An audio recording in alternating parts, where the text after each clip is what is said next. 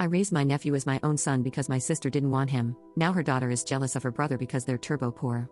When I, 43F, was 18 and my sister, 47F, was 22, she became pregnant with my nephew, Luke. My sister and her then boyfriend, who is now her husband, didn't show any interest in Luke when he was born, so I took on the role of caring for him.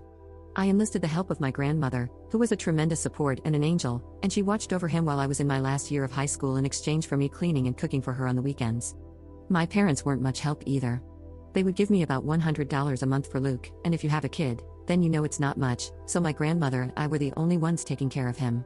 A year after I graduated from high school, I was kicked out with my nephew because my parents, sister, and her husband didn't want to deal with us anymore. My sister said she wished she had never given birth to him. I immediately went to my grandmother, and we visited a family law attorney. I obtained custody of him, and my sister and her husband signed their rights to me, so I will be calling Luke my son instead of my nephew.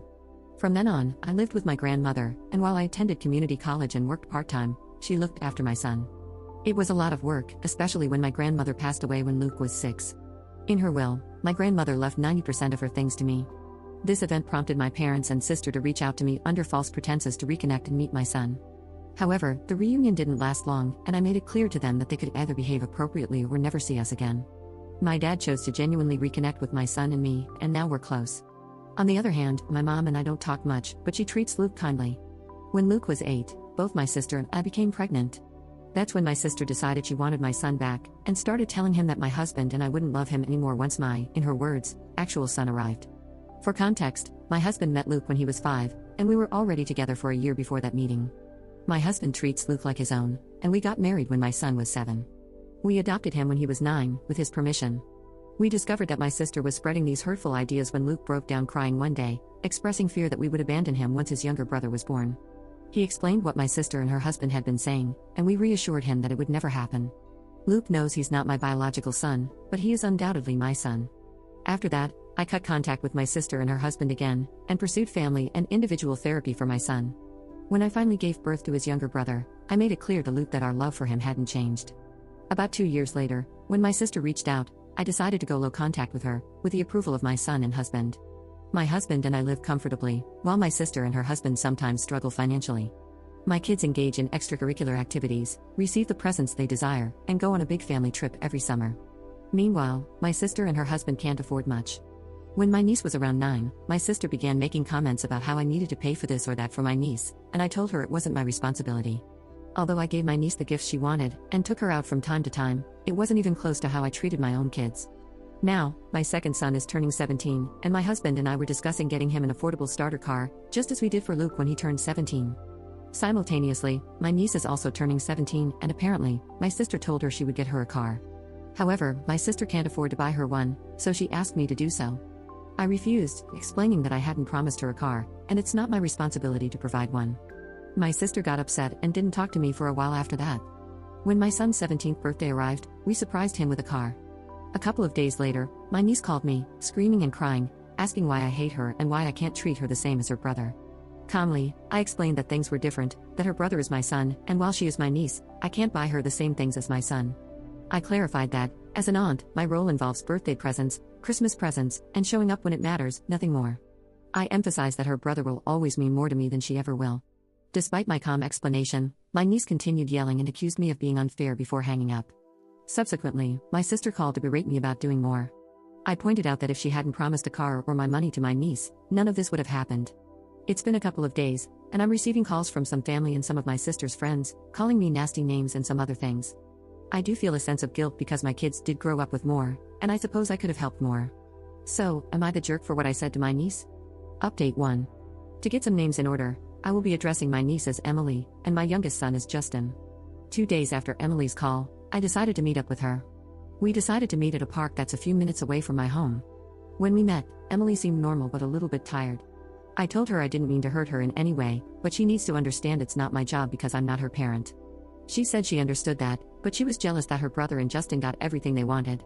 I told her that first, Luke isn't her brother, but her cousin because of how things happened. Second of all, they don't get everything they want, they work for it. They get good grades, do chores, and stay out of trouble for the most part. I then asked her the real reason for why she was acting this way, as she never had a problem before this. She started crying, saying it wasn't fair that Luke and Justin get everything they want while she gets barely anything. She claimed that Luke lucked out in life by being adopted by my husband and me. She asserted that she deserves to have what my sons have, and that as family, I have to take care of her too. I told her that she is part of my family, but not my child. I do love her, but she's not my responsibility. I then asked her why she feels so strongly about it. She said that even though her parents take good care of her, she feels like she's just an obligation to them. When she sees how Luke and Justin were raised, she gets jealous because, in her eyes, we don't view the boys as an obligation. According to her, we are a family that's always together, always works through problems, and helps each other. Even though I stayed in her life and took her out with my family, she always felt jealous that she had to be the one to leave. She felt second place and believed that since I took in Luke, I should take her in with no problem. I told her that while I understand her feelings, I'm not going to treat her as my kid. I didn't raise her, but I do love her. It's her parents' job to get her a car or to help her get one. She got more upset, saying that I clearly don't care about her, and she left. I texted her, saying that I do care for her, but I'm not her mom, and it's not my job. After I got home, my husband and I talked, and we decided to call my sister. I told her that my family and I are going full no contact. My sister then asked about how I'm going to get in contact with Emily. I told her Emily is almost an adult, she can contact me if she wants. She then asked me if I was going to get Emily a car. I said no and told her that it's her job, that she's her mother and needs to act like it. Emily needs her to be a mom, and I hung up the phone, blocked, and deleted her number. The next day, I got a call from my mom. She believes that I should give Emily some money for a car if I won't give her one. I told her I wasn't going to do that and hung up because all it's going to do is cause a fight. I then called Dad and explained everything, and he thinks I'm right. Later, my dad called, asking if he could come over on Wednesday. When he showed up, he was visibly upset. Mom gave a big chunk of money out of my parents' retirement fund to my sister. This has caused my parents to have a huge fight, which led my dad to pack a suitcase and stay in a motel for a bit. Now I'm no contact with my sister and mom, and I'll be going low contact with my niece for now. Update 2. About a week after the post, I decided to talk to Emily, and we agreed to meet at my home. I asked everyone not to be home because I wanted her and me to talk privately. When she showed up, she didn't really want to look at me, and I asked her if I could give her a hug. She nodded her head, and the minute I hugged her, she cried. She said she was sorry for how she acted, and I told her she didn't need to apologize. I asked her about how her parents treat her again to understand more about what's going on. She told me that her dad treats her well and tries to spend time with her, but he's busy because he works 2 jobs. While my sister is home more, she usually just keeps to herself, and doesn't really like to be bugged. I then asked her if she feels like she's been neglected. She said no, just sometimes they don't have family time that much because her parents argue a lot, especially about money. Sometimes her mom does make her feel like an obligation, but she knows that they do love her. I brought up her referring to Luke as her brother, and asked if she truly felt that way about him. She explained that she sees him as a cousin but thought that if she played the brother card, I might feel inclined to help her. So I asked her if she knew how I ended up adopting Luke, and she confirmed that she knew, and that her dad had explained what happened. Apparently, my sister sugarcoated it, whereas her dad told her the blunt truth, the complete truth. I then asked her if she would like to spend a fun day out with me on Saturdays.